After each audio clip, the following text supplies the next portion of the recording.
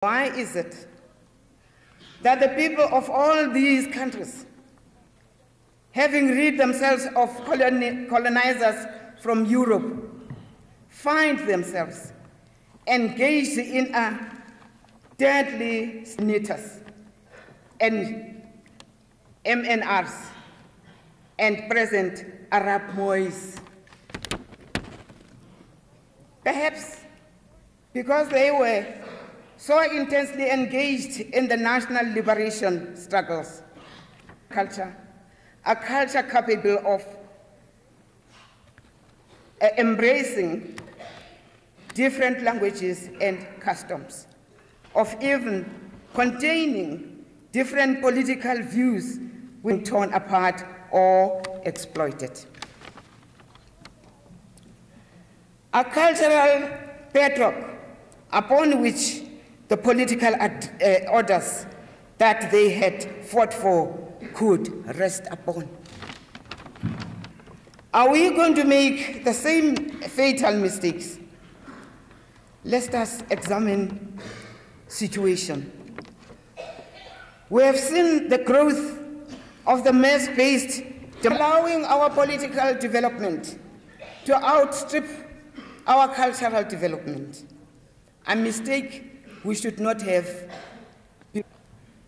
Imagine the fate of those. They would have to find the money to buy books. How much do those books cost?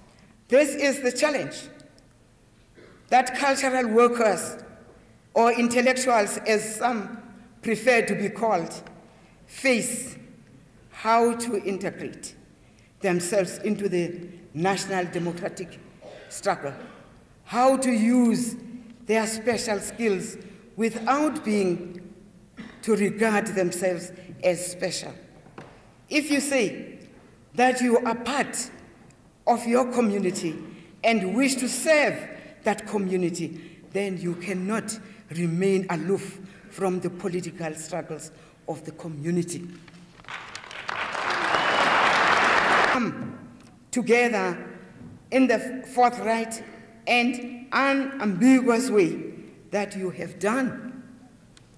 The fact that you so openly align yourselves with the mass democratic movements should serve as encouragement to those who stand so indecisively upon the bridge that leads to the essential heart of the people.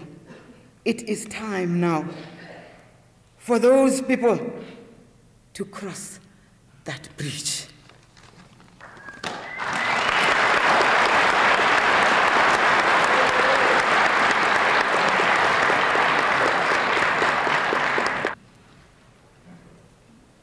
I'm short of words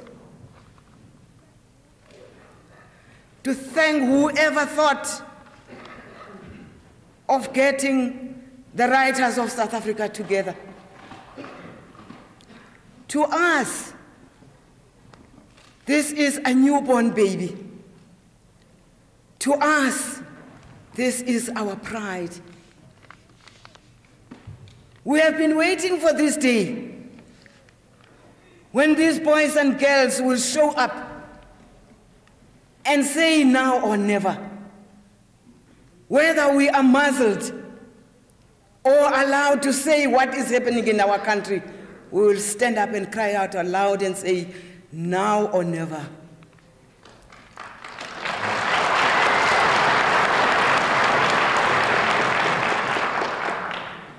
Why are our writers so afraid of telling the truth? Why are our writers hiding behind other people? Because they should be in the forefront. They are our writers. They are our people. They are there for our news. They are there to tell the history of this problematic country. Where are they? Today, we are happy. We have got our writers coming together to say, we will say whatever we are expected to say by the people. and we are aligning ourselves with the struggle for the people. We are aligning ourselves with the struggle for the liberation of the oppressed people of this country. Congratulations.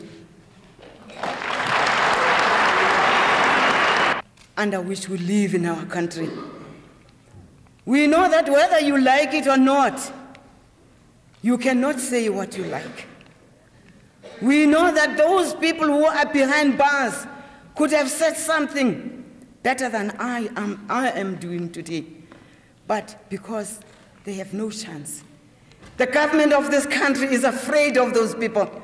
They cannot even let them say a word to such, historic events. But we say the time has come for everybody to know his place. The time has come for every oppressed person of this country to say, we say no more. It's enough. Enough is enough. That is why you see our organizations standing up, men and women, children, teachers, everybody is standing up saying, now this is the time. Let's stand up and say, we are going to